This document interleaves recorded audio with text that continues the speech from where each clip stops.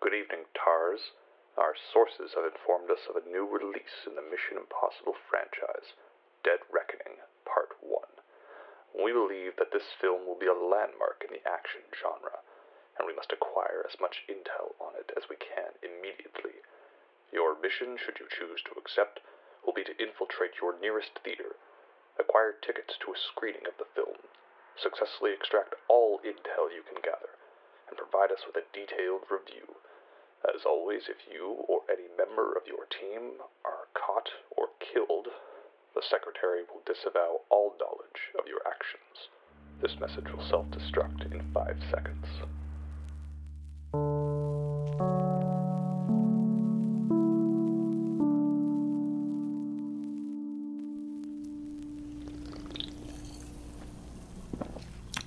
Hello everyone, and welcome to the ASMR review show.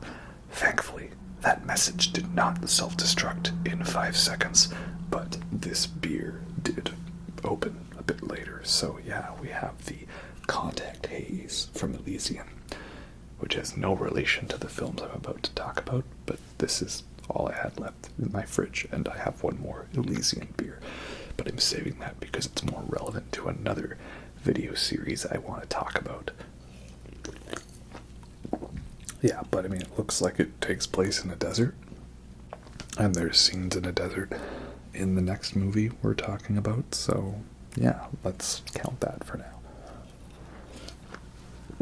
Anyways, for this video, we're talking about the Mission Impossible franchise, because there was a new one that just came out, Dead Reckoning Part 1, Mission Impossible 7, Part 1 of 2, right? Sure. And it's funny because this is a good chance to revisit an older video of mine. One of my first videos I did on the channel was a review of all the Mission Impossible movies, and that was back when Mission Impossible 5 Rogue Nation had just come out. And then I didn't do one when Fallout Mission Impossible 6 came out, but I did put that one on my favorite movies of that year list for 2018 because it was really good. And now we finally have Part 7. Yeah, so we're gonna re-talk about all the other Mission Impossible movies and talk about the new one. But first, some spoiler-free thoughts on the new one. I will preface it by saying I really like this movie. It's very good. I'm going to start with that because I do have a lot of negative things to say about it, and perhaps it might seem like I'm being overly negative, but that's because it's easy for me to say what I don't like. It's easier to point that out sometimes than what you liked. What did you like about it? Well, it was good. What didn't you like? Well, this thing and that thing and that thing and all these things, right? And it's just little things here and there. I wouldn't say that there's anything horrendously bad with the new one. Maybe one thing I'm not a fan of. But it's also hard to compare because they really heavily advertise this as Part 1. And it still feels like it's a complete movie. Like, this is not a Part 1 movie like Hunger Games or Twilight or Harry Potter, where it literally is just the first half because they made a long movie.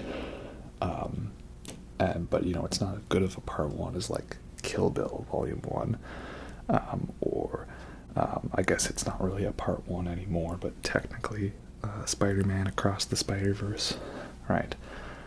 They advertised it as a Part 1 in the first trailer, but that was absent from all of it. And it's not as good as Dune Part 1. It's kind of in the middle of those. I guess it's nice that it feels like a full, complete film, but also to me it was lacking a lot of the real big things I love about the Mission Impossible franchise. That's the biggest thing I can say. This does not feel as much like a Mission Impossible film. Funny enough, Top Gun Maverick feels more like a Mission Impossible film than this one. What do I mean by that? Well, I would have to go into lots of details and describe spoilerish things, stuff like that. Let's just say some of the trademarks of what makes Mission Impossible feel like Mission Impossible didn't feel as much in this film. And it is also a bit of a comparison thing, which I know is not fully fair to the movie, but it's because this franchise was going on such a great ascending quality streak, right? Ever since the second and third one, I feel it's been on an upwards trajectory, which, by law of mathematics, should admit there's a point where we get to the ceiling. You can't get 101% great. And I had a feeling the last one, Fallout, may have been the peak, and this film so far has confirmed it. But again, I don't want to get too judgmental in that there is a part 2 coming out. Who knows, things in this film may come back in a different way in the next one. Things might get retconned or changed around, or there might be more information made that we didn't know that makes us appreciate stuff in part 1 more. That is a possibility. So that's how I feel. I mean, if you want great action sequences, there's lots of great moments in this one. The final big action sequence in the movie is very great. Definitely one of the best Mission Impossible moments, that's for sure. And the chase sequence in this one is a very good one.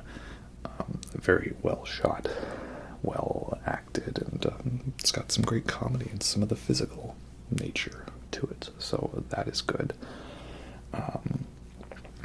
And yeah, so that's how I can say it's a really good movie, but I'm not in love with it as I was the last couple of entries. Watching those ones made me think, like, this is a new benchmark for action movies, and I didn't get that so much in this one.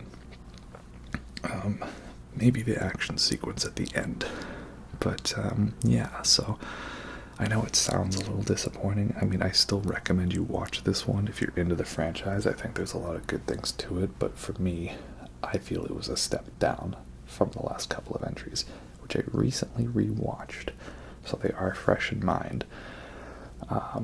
But yeah, that's how it is, and I'm also not rushing at the bit to watch this one again, which I can't say is the same for the other ones. Yeah. So, to go into more detail, I would consider spoilers. I don't want to give too many hints on that, but I still recommend this one if you're into the franchise. I still think it's a worthy addition, and it's not the worst one. That honor probably goes to 2 or 3 in my mind. So yeah, let's get back to the beginning of all of this. And, I still have them around. I remember in the original video that I showed off the DVD collection I have, which I still have them here. This is that little duo pack where we've got both Mission Impossible 1 and 2, all part of the same set. Yeah. And I remember I bought these both kind of just before Mission Impossible 3 came out. That's when I got into the franchise. I want to say maybe like 2004, 2005, perhaps, somewhere in that era. Yeah, and they had this nice little double pack of the 2 films. And, I was already really big Tom Cruise fan as a kid because Top Gun's one of my favorite movies growing up. So, I'm looking at all these other movies like, I want to see more movies with Maverick. Yeah. Days of Thunder was one that I never actually watched. I was into it, but I never watched it. And I was interested in watching Jerry Maguire, but, my parents told me, well, that's not really, like, going to be your kind of movie as a kid. And I still haven't seen either of those ones. Yeah. And I loved them in Magnolia, but again, I didn't watch that one as a kid. But yeah, then we have these two, which, couldn't be more polar opposites of films. They're still both action spy movies, but in a completely different style. So the first one is Mission Impossible. It's based off the TV show. But it's funny because, I didn't grow up watching the TV show. I just simply knew, like, the theme song, right? Dun, dun, dun, dun, dun, dun, dun, dun, dun, dun, dun, dun, dun.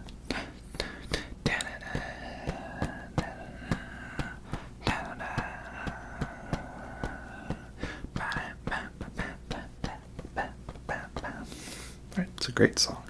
Everyone knows that. Or, like him hanging on the rope, right? That's just one of those things, you know it, even if you don't know it. Yeah, so that was good. So I finally wanted to watch these movies, and there's a TV show which I've not watched, and it's funny because I guess this movie actually doesn't really do the show justice. Like, the people who would have been fans of the show hated this movie because, years before, Disney was ruining all the movies by retconning things or changing character arcs. This movie did it first by making it so a main character from the TV show becomes rogue and becomes a bad guy and gets killed off. Spoilers for like a near 30-year-old movie, by the way.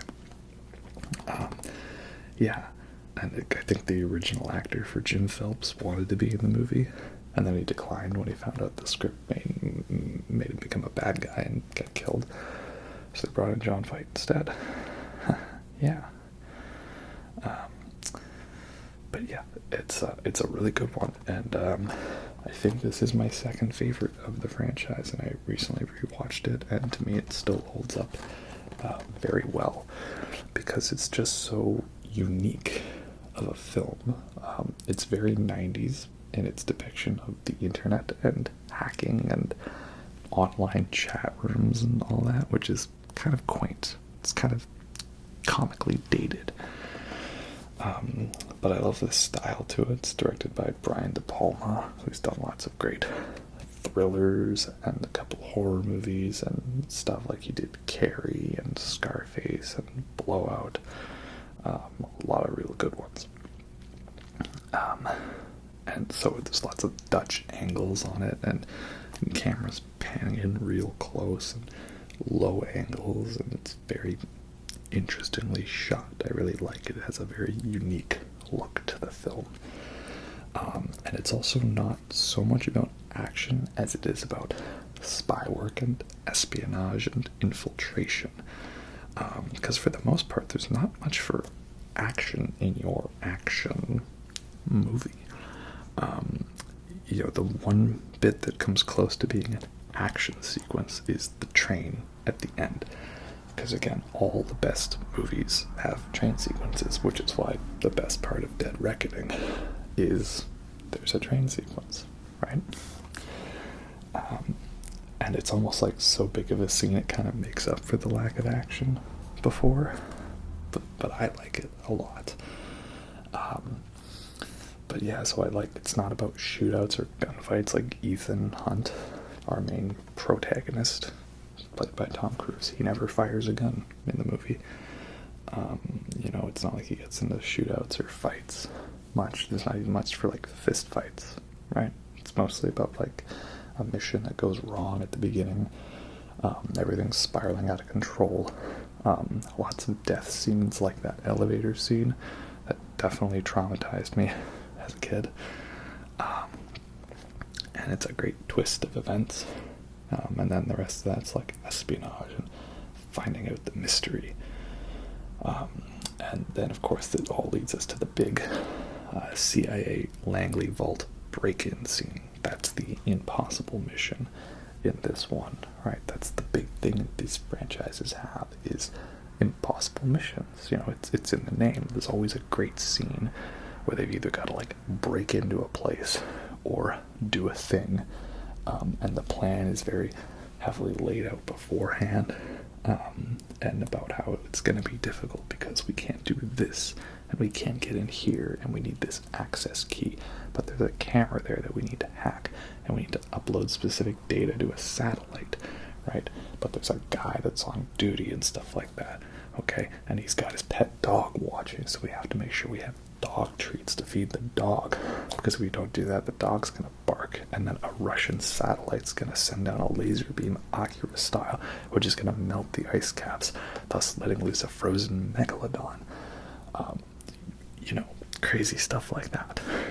Maybe not that extreme, but you get what I'm saying. So that's the big impossible mission, is breaking into the vault. And it's a great sequence because there's like minimal sound, because we've all got to be quiet. Then there's the bit where he hangs down on the rope, which that's, you know, a signature of the franchise. Tom Cruise being precariously suspended from a rope, or, you know, hanging of sorts. Yeah, that's great. But not everyone was a fan of the movie because, you know, it's not confusing, but a lot of it is based around you paying attention to lots of specific dialogue scenes. So if you were just looking for like an action movie, some of it's gonna go over your head. Or like the editing of the scene where Jim Phelps comes back from the dead and explains, you know, who killed him, that it was Kittredge. And it's a combination of like us being told what is happening, but Ethan playing it over in his mind. That might make it a little confusing. You have to understand, okay, this is actually what he's thinking in his mind. So it's got a good complex story. And I also like how this is one of the few ones where, you know, it's not that the fate of the world is at stake. It's a very important thing. He's trying to, you know, recover this stolen list that would match the names of all the IMF agents to their real names and thus expose them. It's basically the plot that Skyfall ripped off for the first half of the movie. Which is, you know, it's a good thing, right? If we're gonna rip off a movie, rip off a good one and make another good one in the process, and Skyfall's a pretty good movie too, right? Yeah, so this one's one of my favorites in the franchise because it's unique, it's different from all the other ones, and it's well shot, and it still looks great, and it's an intense, interesting movie, so it stands out from amongst the rest, shall we say. But I know, yeah, not everyone dug this movie. Fans of the original didn't like it.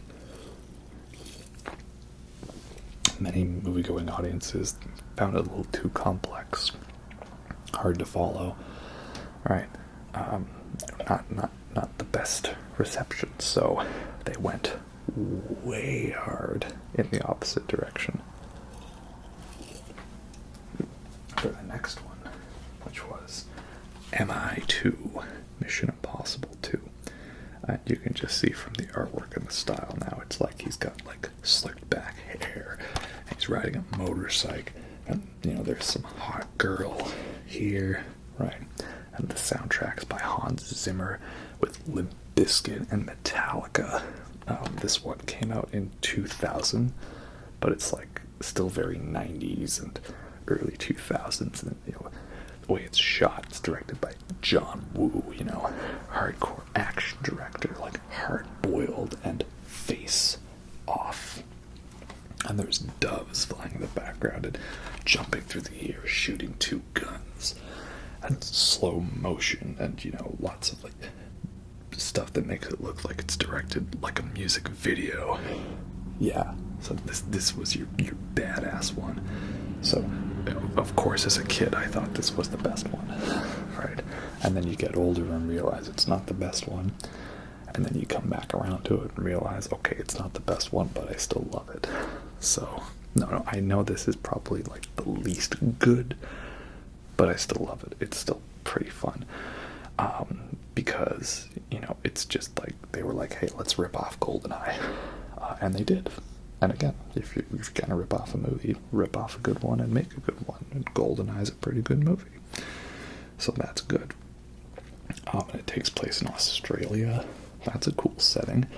And it's great because I can see Australia, because I'm never gonna go there myself because of all the poisonous snakes and spiders. I'll listen to Australian music, like King Gizzard and the Lizard Wizard, but I'm not gonna go there. No. Yeah, so it's a very interesting movie in that regard, and again, the soundtrack, it's all like, you know, metal, and the theme song, it's no longer orchestral. It's now 90s new metal rock.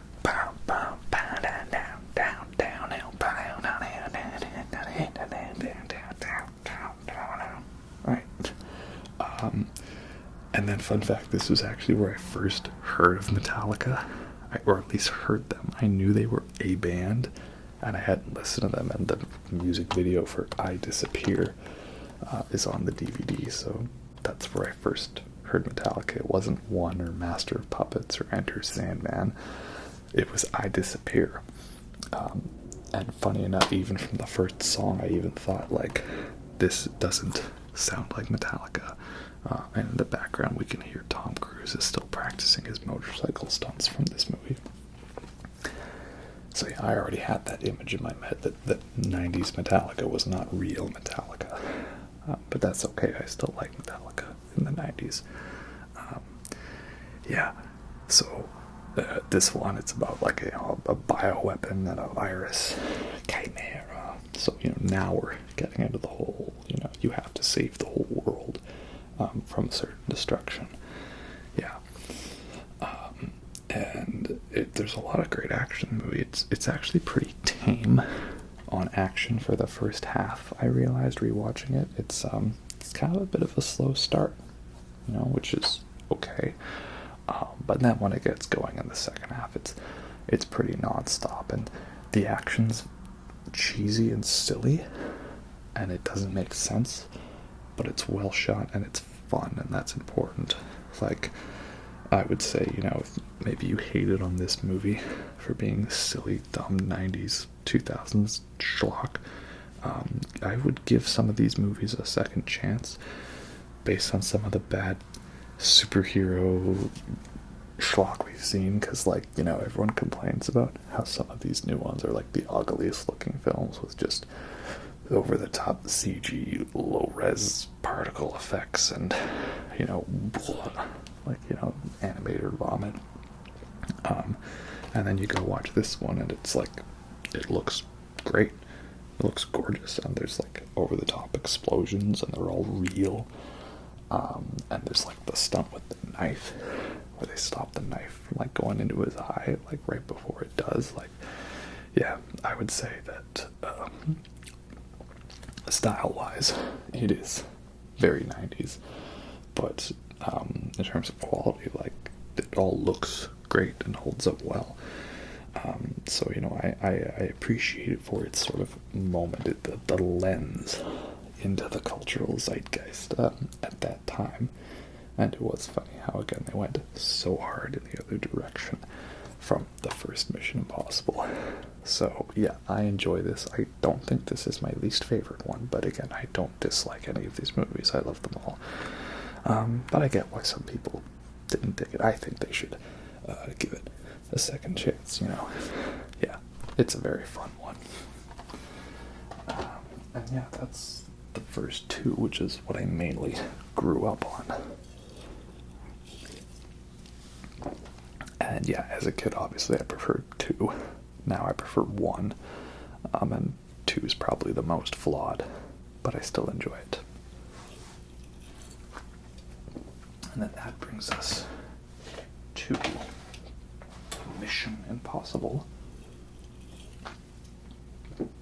3. Directed by the man, the myth, the legend himself, J.J. Abrams. Ooh, J.J. I think this was his actually directorial debut. Correct me if I'm wrong. Because he did this. Then there was Star Trek, the Star Trek 09, Star Trek Maverick. And then he did the not Spielberg E.T. ripoff Super 8. And then there was Star Trek Into Darkness. And then it was Rise of Skywalker. And then... Force Awakens, then it was Rise of Skywalker. And I think that's where he's been at. He's just produced a lot of stuff like Cloverfield. Yeah, I don't know. I'm not the biggest fan of J.J. Abrams. I'm sorry, guys, but I'm not sorry. I feel like the world's finally coming around to what I was saying about J.J. since Star Trek Into Darkness. And yeah, so I think we're on my side on that. But back when he started off, this was a decently good movie. However, it is, I think, my least favorite of the franchise, because much like how 2 is a lens into the style of late 90s, early 2000s, Mission Impossible 3 is the viewing lens into the mid 2000s, early 2010s. That is, everybody wants to rip off the Jason Bourne movies, which, to be fair, why wouldn't you? Bourne Supremacy and Bourne Ultimatum are just like amazing in every way possible. But if you're gonna do the shaky cam stuff, you gotta do it right. I don't know what it is, but like Paul Greengrass for me makes it work in those 2 movies specifically. Most of the time it does not work, and I don't know if that's me just ignoring it, but I don't know, it's hard to say. Like, something about the style of those 2 movies, it just feels very unique and interesting, and I love it, everything about those 2 movies. But the style for this, not so great. You know, it was like that grainy handheld camera, shaky cam stuff.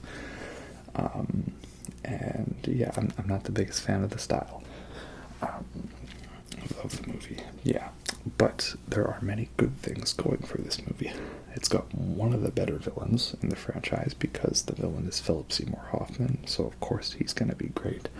And it really throws in lots of good emotional stakes for the characters, because before Ethan, he didn't really have a main girl, and even when they kind of tried to make him have a girl for 2, you know, it wasn't really a thing, you know, it was a fling.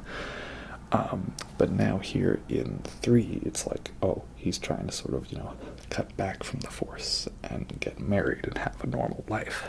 Of course it all goes wrong, as these things do, but I really like that, you know, for him, because now it's like there's an extra layer of tension. It's not like another agent or super person, it's some random woman who doesn't know what's happening, so that's pretty good. And it's got some pretty good set-piece moments. I really like the heist bit in the Vatican. That's really cool. That bit on the bridge where they get attacked by the drone is fun. And again, this one has the impossible mission where he's got to infiltrate this building in Shanghai to get the rabbit's foot. And the impossible mission in 2, which I didn't talk about, was him infiltrating the biosite research facility. Right. So again, there's always an impossible mission and things we've got to do. Let's keep that in mind. But yeah, the thing that's disappointing about 3 is, 1, it's got the most MacGuffin-y of a MacGuffin when it comes to the plot. That is, every other kind of MacGuffin so far, it's been like a thing we understand and a thing we know what it is and what it does, right? A list of all the undercover agents. The cure to a very deadly virus. And later on, we're going to have nuclear launch codes, and we're going to have, like, you know, a list containing bank account funds to fund an evil anti-IMF, not-so-terrorist organization, and plutonium for building nuclear weapons, right? But in this one, it's simply a thing that may be a biohazard, and we never know what it does. Why? Because JJ, mystery box, right? It's almost like this guy was involved in Lost or something like that. Yeah. Oh well. Alright. But it does have the best Tom Cruise running shot.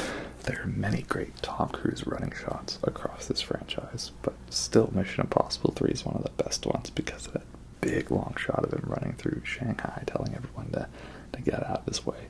So that is good. And it introduced Simon Pegg to the franchise, and they realized how good he was, so they just, well, kept bringing him back for more. That is a good thing. So yeah, again, I don't hate this one. I do like it. It's just, for me, it's kind of the one I feel I've gotten the most distant from over the years. I know the film has its fans, that's for sure. But yeah, something about the style, it just doesn't appeal to me. I'll rewatch 1 and 2, but not so much 3. That's how I feel about it. Yeah. But that's okay, because now for the rest of the franchise, we're going on an upward trajectory, thankfully, so that is good. And then the next one we have is actually a movie I skipped over for a while, surprisingly. And it's Mission Impossible Ghost Protocol, the 4th one, which was released in 2011, I believe. So it's been 5 years since Mission Impossible 3. And I don't know what it was, but I saw bits of the trailer, I saw the style, I saw the poster. Something about it just wasn't really investing to me, so I actually didn't see this one in theaters. I skipped it over for a long time until I borrowed the DVD from a friend or a relative one time several years later. This would have been before Mission Impossible 5, so I want to say maybe 2013 or 2014, somewhere around there. I sat down to watch it, and at first I thought I was going to hate this movie, and it actually got really good. Actually really good. Yeah, this one was actually kind of nice. Yeah, I like this. This is good. So yeah, Ghost Protocol was a step up from 2 and 3 for me.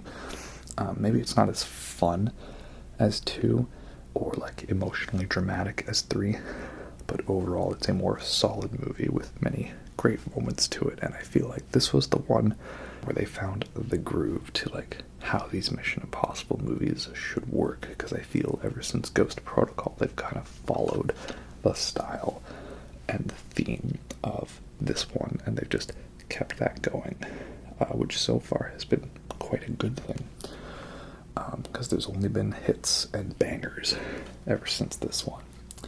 Yeah. So what makes it good? Well, it actually starts off not good.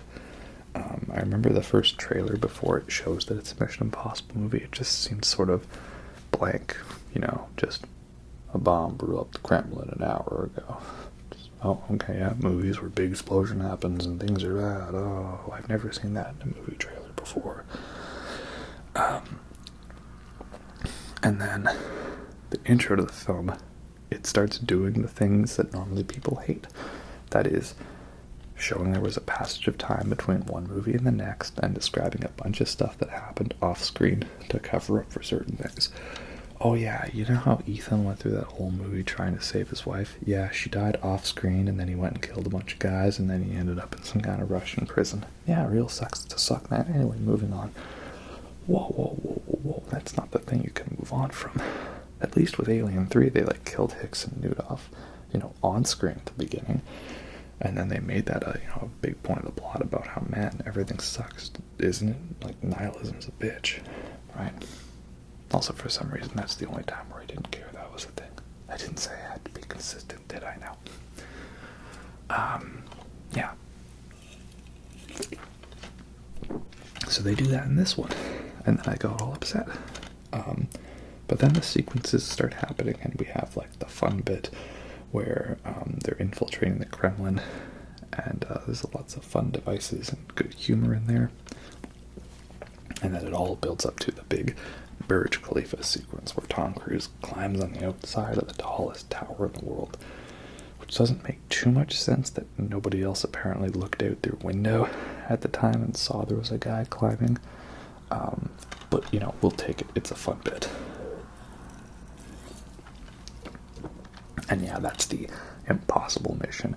They have to fake the elevators so people think they're going to one floor when they're not, and then meet with a person, and then do a deal with them. And as the scene goes on, things keep going wrong. They can't print the fake nuclear codes, so they have to give the real nuclear codes. But then they also don't have the mask machine, so they go without the masks. The masks are a funny part of Mission Impossible because in the early movies they just sort of had them there whenever the plot demanded, and there was no real explanation given. They just sort of had masks for perfect recreations of people's faces somehow. And then in 2, they added the whole, you wear like a voice modulator on your neck that makes your voice sound like the person. And there's so many people ripping off the masks in 2, it's kind of comical. And so then in 3, they went through the process of showing you a machine how the masks are made, and it's a very specific thing. Like, you need photos of people, and you need them to like read a certain phrase to like get their voice code or something. Okay, interesting. So then in 4, I kind of dealt away with all that, because the main time where they need the masks, the machine just breaks for some reason. I don't know why, it just does. Except the bad guy is wearing a mask, and I don't know why he was wearing a mask in that one scene, but the twist was, the guy that we thought was his henchman, it wasn't his henchman, it was him the whole time. It doesn't really change anything, I think. Maybe, does it? I don't know. Also, the guy in this one, like, he's supposed to be some super genius IQ man, but why does that mean that he can survive that, like, horrendous car crash in the sandstorm? That seemed like a pretty debilitating one, and he's just up and running. Okay. He's probably one of the weaker bad guys of the franchise, unfortunately, but, that's how it is sometimes. Yeah. But yeah, it's a fun one. It's well shot and directed, done by Brad Bird, who did, of course, Iron Giant, The Incredibles, and the underrated Tomorrowland, also known as Tomorrowland, A World Beyond, for some reason. I don't know why. But my favorite part about the movie is the ending, because we get revealed that all of this plot about bad stuff that happened between the movies was all a cover story, and that Ethan's wife Julie's actually okay. She's off living her own life now undercover, and she's actually there. It's her actress Michelle Monaghan, and I like that. It was a good way to tie it all around and not just feel that like we were ignoring the previous films. Like, the other 2 movies were pretty standalone. And they never really acknowledged prior events, other to Mission Impossible 3, talking about how Langley was a cakewalk compared to this. A cakewalk that we never actually saw him inside the building, because mystery box. Okay, JJ, okay. Yeah, so I like that this one felt like it seemed like an indirect sequel, but it became a more direct sequel. That's very nice. And this trend would continue with Mission Impossible 5, Rogue Nation. Because now this one follows off the lead of talking about the Syndicate, the anti-IMF, right? It's a network of rogue agents who've been disavowed or pronounced dead that have turned against their governments and formed a big network, a big nation of sorts that has gone rogue. Okay, that's good. It's like a Link and Dark Link, the antithesis. That's fun. I like that. How's the movie? Well, it's directed by Christopher McQuarrie, who hadn't done too many movies at this point. And it's pretty awesome. Rogue Nation was probably my second favorite of the franchise at the time, with the first being my favorite at the time. Which is weird, because as much as I love Rogue Nation, I actually had never rewatched it until like a few days ago. Not like I was avoiding it, I liked it, I just didn't get around to it. I don't know why. And I rewatched it thinking maybe it's gone down a bit in my mind, and no, it's actually really well done. I love how Rogue Nation managed to like do a good balance of like that Ghost Protocol over the top set piece action, save the world stuff, but also kind of scale it back to the more, low-key spy espionage thriller elements of Mission Impossible 1. But there was also a badass motorcycle chase like Mission Impossible 2. And there was no bad, grainy, shaky cam from Mission Impossible 3. It was all incredibly well shot, actually. Some of the best shot action at the time in 2015. So yeah, I really loved it a lot. I mean, he hangs on the side of a plane, and that's just the intro of the movie.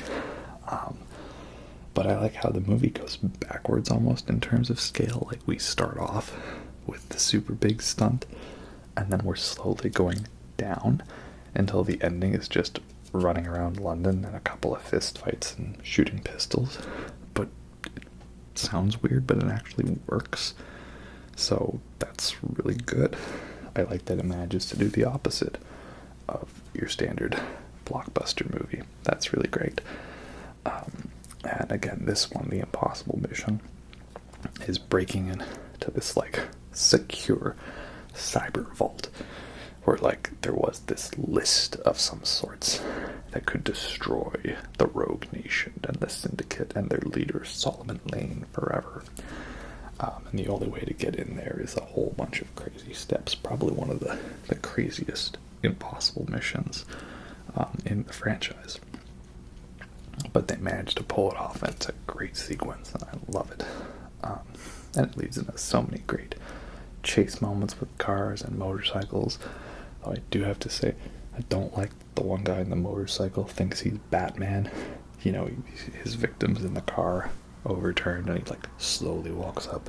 He's probably thinking, down, down, down, down, down, vengeance. Boosh, other car. No, you're not vengeance, you're roadkill.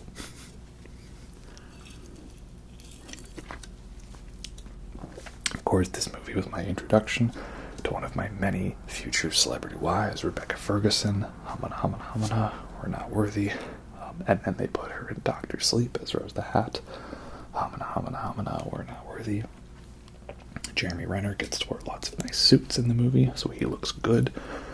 He doesn't get as much action as he did in Ghost Protocol. He was a nice addition to the cast, but he still gets to do some good comedic timing, so that's good. Yeah, and there's the opera house scene, which is so good, and I just love that clever bit where he figures out the solution, 2 people, 1 gun. Well, he just does a non-kill shot on the person. That's pretty clever. Risky, but clever. Yeah, so not too much else more to say about it. I just really loved Rogue Nation a lot. My love for it is squandered by the fact that the next one that came out was Mission Impossible Fallout, which took Rogue Nation and kicked its ass and blew it out of the water, which is crazy because Rogue Nation was already such a good movie. Yeah, my favorite one in the franchise is Fallout. I have no idea how they managed to top themselves after 6 movies, and how the 6th one was the best one, but it is, and I rewatched it recently, and it still holds up, and it's still my favorite, and I don't have some hot take that this movie sucks. No, I really do love it. Like, I was looking forward to it, but I didn't realize it was gonna blow me away as much as it did. Like, it just starts off so good. Instantly we're back to, Michelle Monaghan being Ethan's wife, and we wonder, is this going to be visions for the movie? No, it comes into the plot later in a very good way, and I like that a lot. And then there's so many good scenes. Like, we have already in the first 5 minutes a tense standoff scene where Ethan might have to kill one of his own team members, and then the plutonium's loose, like they failed the mission. But then we get a great callback to Mission Impossible 1. Did we get it? And it was all just a set, and CNN was actually fake news, so that is good. And then right off the bat, boom, we're doing the Halo jump from Metal Gear Solid 3. Awesome. There's been lots of gaming references over this franchise. We're doing Metal Gear Solid 3. Very great. And the Halo jump scene leads to a bathroom fight scene that's just such a great fist fight. And, like, that fist fight, it's got such a great bit at the end where, like, it's a common thing in action movies for, like, somebody to be held at gunpoint and another person to then shoot that person, but you didn't realize that. You thought the person with the gun fired the gun, but they were actually getting shot. And it's such a common thing, but this movie does it well because they have a POV shot where the guy's slowly pointing the gun right at the camera and then gets shot at the last second, right? That's great because you're feeling like the fear. I've never seen a movie do that before. That's just such a great way to do it. Yeah, it's awesome. And then, like, there's the whole, like, kind of Dark Knight style sequence where there's, like, they're gonna, take down the convoy, but he's gotta make it look like it was part of the plan. And, there's, so many great bits to it. I was gonna just skim through this movie rewatching it. I had to watch the whole thing. It's 2.5 hours and it flies by. Doesn't feel dull or overly long, but it's still got, like, a decently intricate story that you do have to think about, like, who's what's characters' relations to everybody. So that is good. There's a bit of fun mask action in this movie, but it's not too over the top or silly, so that is good. It's got probably the best helicopter scene I've ever seen in a movie. At the end, all that stuff on the helicopter with IMAX cameras mounted to the side of the choppers, it just feels so real, like you're there, you're in the chopper. Definitely a style and technique that went forward into Top Gun Maverick, with you feeling like you're in the fighter jets, so that is good. I think this movie definitely gave a little inspiration to John Wick 4 with having a big sequence take place at the Arc de Triomphe and various locations around Paris. Also good. Yeah, and then we have a very big, well-done emotional climax, and we've got Henry Cavill with that badass mustache that was totally worth ruining Justice League for. Yeah, I love it. And I like how Ilsa Faust gets to come back as kind of a frenemy sort of character. Yeah, that's real good. And Tom Cruise broke his foot filming that rooftop jump scene. That's awesome. And we have another impossible mission where they have to defuse 2 bombs, but defusing one will activate the other, so they have to do them at the same time. But there's a detonator, and if we remove the key from the detonator, it triggers both bombs, and we can only do that once the countdown is started, so we need to start the countdown, but we need to do them all at the same time. But how are we going to do that if he's out of radio range, like 2 miles away? Yeah. Oh, so many great moments to this movie. So many just, yup. I was totally blown away by every sequence in it. I love it so much. I rewatched it many times. Fallout's easily my favorite, and then followed by 1, 5, 4, and then 2, and then 3, in that order. But they're all good movies. So where does 7 or, 7 Part 1, Dead Reckoning Part 1 rank? Well, I don't know. Unfortunately, I'm feeling it goes below 4, but above 2 and 3. For reasons that we shall get into now. Okay, so I finished that contact haze. So for the rest of this video, I have a beer mosa. What is a beer mosa, you might ask? Well, you take any good old lager you got lying around, like some Coors, or Molson, or some good old lager, and you fill up your glass, like the can, into a pint glass. And then you fill the rest of it with orange juice. I know it sounds weird. Oh, but it's very refreshing, and these go down quite easily. Yeah. So, Mission Impossible, Dead Reckoning, Part 1. Yeah, okay, let's talk spoilers now about my issues with it, why I don't love it as much as the last few movies. 1, I didn't get the vibe that there was an impossible mission in this one. No real sequence where it was like a big plan and a setup and a difficult execution, and you think they're barely gonna make it, but they pull it off, right? The closest we get to that is the setup to the train sequence at the end of the film, which is a great sequence. You know, it confirms that Tom Cruise is indeed playing Uncharted, and train sequences, right? And there was just the train sequence in Indiana Jones and the Dial of Destiny, and this one puts that to shame, that's for sure. And it even has a similar moment or execution to it, but it does it a lot better. So my issue is not that the scene is bad, it's just there's not much build-up to it. There's a whole bit about needing to wear masks and impersonate people on the train, and that's a good setup. But then when the one for Tom Cruise doesn't work and he needs to get onto the train, his solution is to follow the train and, you know, ride a motorbike onto it. I'm like, is that the only way he could have gotten onto a train? Like, wouldn't the train have been, like, stationary at some point? Would that have not made it easier? Or why was he not, like, waiting ahead of time to when the train came by? Why was he, like, following it so that he missed it? Like, I feel like they were just wanted a reason for him to do one of the biggest stunts ever. Which, to be fair, is okay because it did involve him then driving a motorcycle off a steep cliff and then jumping and falling for a long time before doing a parachute and, you know, smashing into the side of the train. So again, it's like one of those things, can I complain too much if it led to a great moment? Yeah, well, no. But that just really stuck out to me on first viewing, like, there's no impossible mission. This ain't no Langley Vault. This ain't no biosite facility. This ain't no Rabbit's Foot facility. This ain't no Burj Khalifa.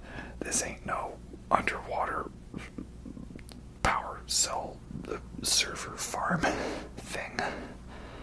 This ain't no trying to deactivate 2 nukes and a detonator at once, or, you know, Halo jump or anything like that. No, I didn't really get that vibe. But again, since this is part 1, perhaps they're saving the impossible mission for the second one, right? Mission Impossible 8, Dead Reckoning Part 2, I guess. Yeah, so I have an issue there with that. Next issue, it's a minor thing, but I just feel like the movie had too long of an intro, to the point where I thought, are they just not doing an opening credit sequence? No, they are, but it just takes a while to get there, and the stuff that precedes it isn't nearly as, like, fun or entertaining, or, you know, dark and harrowing as the stuff in, like, Fallout or Rogue Nation or Ghost Protocol, even, which didn't even have that strong of an intro, right? So, you know, again, it's all comparing to other films. It just isn't doing the stuff as well. And the other thing I didn't like was it's the way they play off this whole key, the key to everything, right? The key to the future, to do with the evil entity, which is just ChatGPT gone rogue. I think it's funny how this movie clearly would have been written and in filming production before the big AI explosion happened of 2023. And yet somehow it feels topical, so that's good. I mean, some people might critique that it's a little too on the nose, but I understand this movie was already in production, and we've had so many movies about rogue AIs and stuff like that since, like, the 80s, since the 60s, really. Like, and for another film to do it, it just happened to come out at a time when that's more of a poignant thing. That's just gonna be the reality of it, right? So yeah, but it's the issue I have is that the majority of the movie presents the concept of the key as a mystery. It's some kind of thing where we need to assemble both halves, and when we do that, it opens something to do with the entity, and nobody knows what it is, or where it is, or how it is, except Cary Elwes. He somehow figured it out. Why? Probably because he was busy building up an immunity to iocane powder. That somehow let him magically know that it was to do with the Russian sub, but Anyway, he heard whispers and rumors. Point is the movie treats it like a mystery for the protagonists and the characters, right? And they talk a lot, maybe a little too much, about how they don't know what the key is used for, what happens when we find the key, and we need to keep certain people alive, because if we find the key, we need them alive to tell us where the key is. Right? What good is a key if we don't know what door it opens? However, we as the audience know what it is. They show us in the intro. It unlocks that room in the submarine to the sonar brain thing where the source code of the entity is. We don't know it's the source code, but we know that's the thing. So I don't know, personally I would have liked to have been along for the ride a little more. Perhaps wondering what could it be for. But no, they kind of showed us what it is right off the bat. So anytime I'm watching an overly long sequence of characters explaining how they don't know what it is and why we need to find out what it is, I already know what it is. And with this movie being well over the 2.5 hour mark, it did feel like it dragged a little bit in some parts, which is a shame because Fallout for me does not really have many slow parts. The only overly slow bit I thought is the bit where they randomly have Ilsa trail Ethan for a little bit walking through hallways. You know, I guess because they were like, hey guys, isn't Paris architecture beautiful? Well, yes it is. Yes it is. Fair enough. So yeah, that didn't really sit well too much with me. But again, it still was a cool sequence, seeing this submarine be tricked, like war game style, into thinking there's another enemy sub, you know? Like war games, there's enemy planes right over there. Well, can you see them? No, but my scanner says they're right there. Launch the nukes. So that's fun. Is it too on the nose, though, making submarine jokes right now? Something Ocean Gate, my heart will go on, if you know what I mean. Oh well. Yeah. And again, there's not actually too many big action scenes in this movie. You've got the Desert Storm sequence, which is a bit of a short thing, and it's alright. It's not the best sequence, but it gives me Uncharted 3 vibes, so that's good. And also John Wick vibes, right? John Wick had a desert scene, now Mission Impossible has a desert scene. Only thing I didn't like is the way it was shot. Once we get indoors, it's a little confusing as to who is where. And then they do a Ilsa fake-out death scene, right? They make it look like, oh no, Ilsa's dead, which I thought, really? We're gonna kill her off in this movie? That would be so lame, you know, to kill off the female character to motivate the male character. I hope they don't do that. And thankfully they didn't. At that point in time. We'll get to that later. And then they heavily telegraph Ilsa dying by having Kittredge talk about how your actions are going to have consequences with a big old picture of her in the background. Okay then. Fair enough. But Kittredge is back in this one. Yay, that's good. He was great in Mission Impossible 1, and now he's still here. That's nice. And I like his role in the movie. He does a pretty good job. There was definitely lots of Mission Impossible 1 homages, which is a good thing, because that's one of my favorites in the franchise. Though, and again, it tried to be a little more in its style. I'm trying to think. Yeah, Ethan does fire a gun in this one. His first scene is him shooting like an AK-47 at a bunch of random people in the desert. So they don't check that box. And for one built on more spy and espionage and action, there's not really any infiltration sequences, you know, which, again, that was a little disappointing for me, right? There's no impregnable vault with cameras and lasers and tripwires and special security clearance. It's just simply, hey, I need to get onto a train. Is the train heavily guarded? No. Do I need, like, some kind of secure access for it? No. You just simply have to physically get on the train. Oh, okay. But then also, you know, the bad guy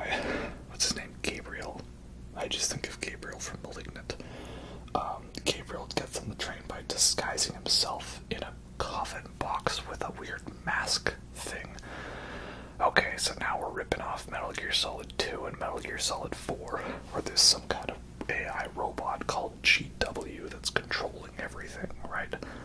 Okay, sure, that's cool. Again, we did Metal Gear Solid 3 and Fallout. Now we're doing Metal Gear Solid 2 and 4 in this one. Yeah, this is good. I can work with this. And the bad guy's basically Vigil from Rainbow Six Siege. You know, the cameras always block out his image, right? You didn't see me. That's okay. Nobody sees me. And what's he say? Like, I'm genuinely, whatever Vigil is. I haven't played Siege since like 2019. But it was fun while it lasted. Vigil was fun because he had the Bosca G. Yeah. And we got ACOG on Bosca G. Unless they got rid of ACOG on Bosca G again. I haven't played Siege since 2019, I think. Yeah. Then we have Palm Clementov as unhinged psycho lunatic Paris. She's fun. I wish she was a little more psychotic. You know, she gets a little psychotic during that big Rome car chase sequence, which is fun. It's a fun sequence. It goes on for a little long, and there's not too much that comes about by the end of it. But it's got some great visual comedy with, like, him and Haley Atwell trying to drive a car while they're both handcuffed to each other, and the little car is just bouncing around down the stairs while the big giant Hummer is just pounding through all the stairs, and it's just, you know, spinning out doing circles, and Paris is thinking like, WTF, man. So some fun, great visual bits in that chase. Where Fallout had two smaller sequences broken up by a little respite, this just has one big chase sequence, so that's good. But yeah, we talked about how they had Ilse fake out death early, and I thought, no, movie, don't do that. The movie said, don't worry, we're not doing that. Are you? No, we're doing it. Ilsa dies on the bridge fight, which there was some random Instagram page I saw dedicated to making memes about how Ilsa was gonna die on the bridge. Congratulations, random internet page on Instagram. You called that one. And yeah, that's pretty disappointing. I mean, they really telegraphed it in this one, so I wasn't surprised, but like, come on, man, come on, really? We're fridging a character in 2023? Seriously?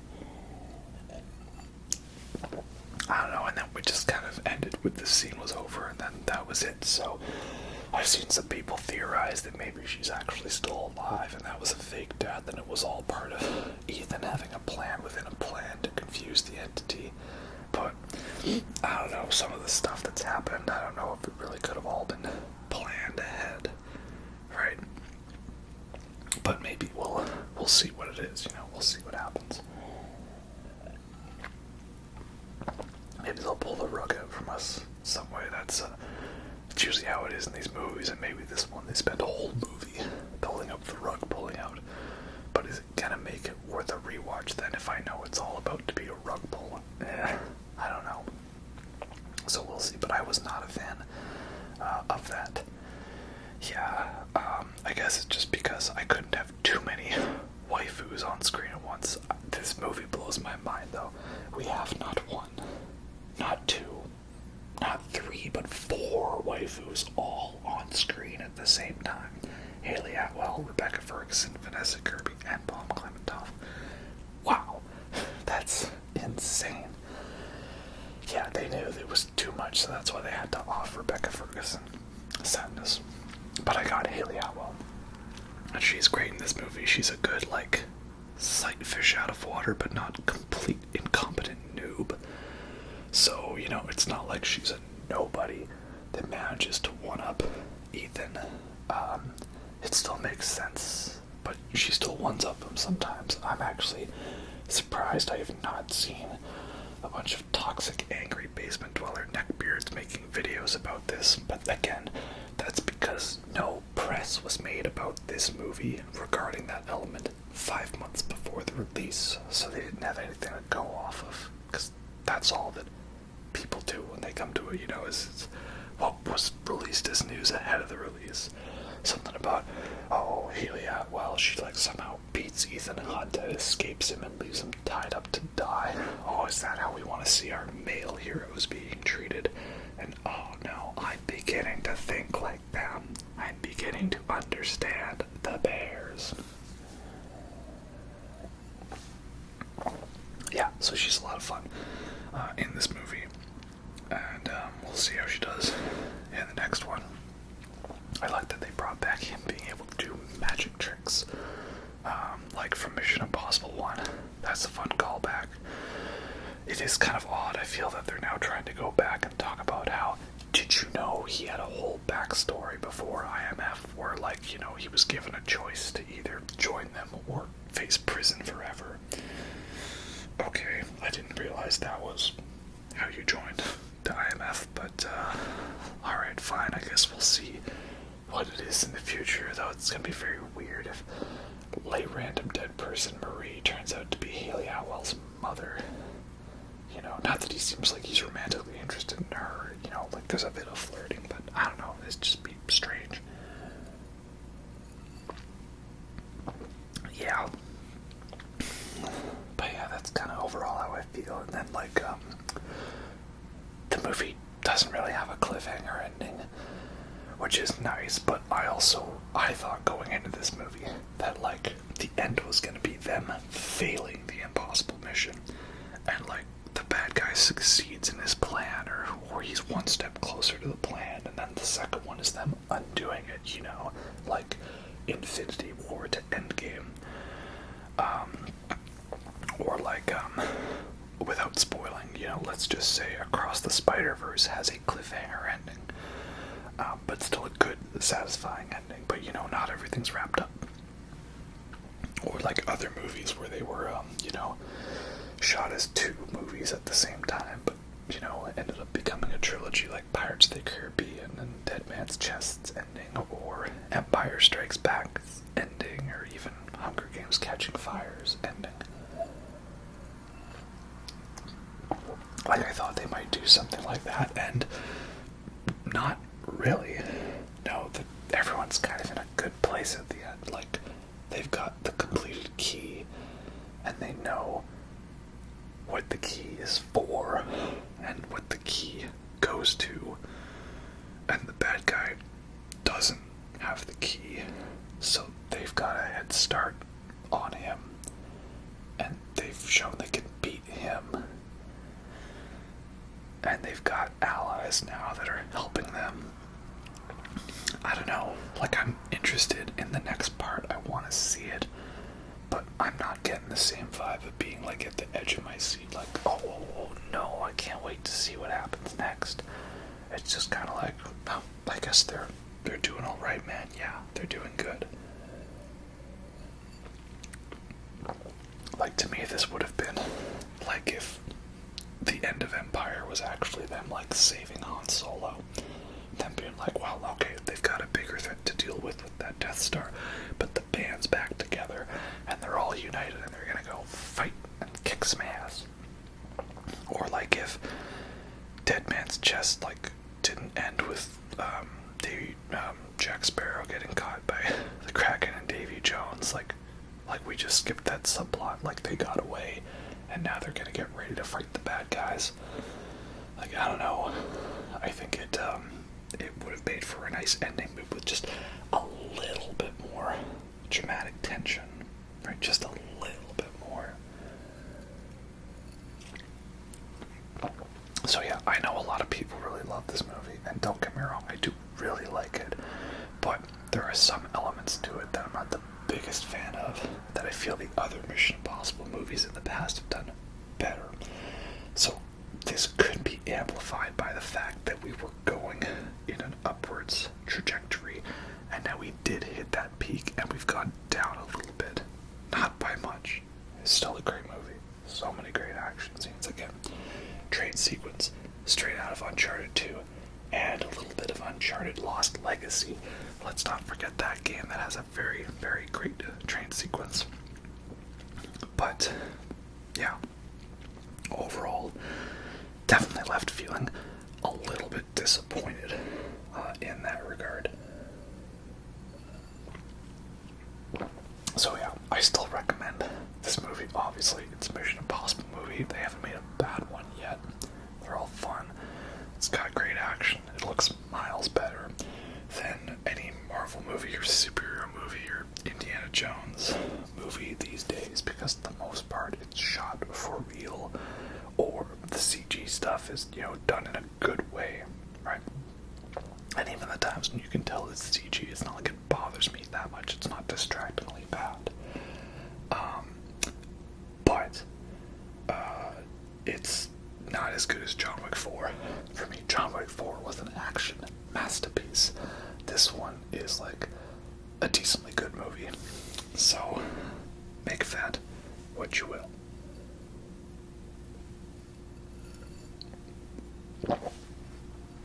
But yeah, those are my thoughts on new Mission Impossible Dead Reckoning Part 1, plus all of my thoughts on the other Mission Impossible movies. Again, this one is above 2 and 3 for me, but it is unfortunately lower than 4, 5, 6, and 1.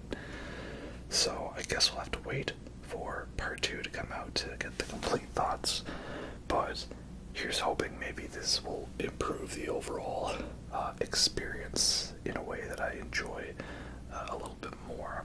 So it might seem like a little bit of a negative review, but trust me, it's easier for me to say what I didn't like than what I liked.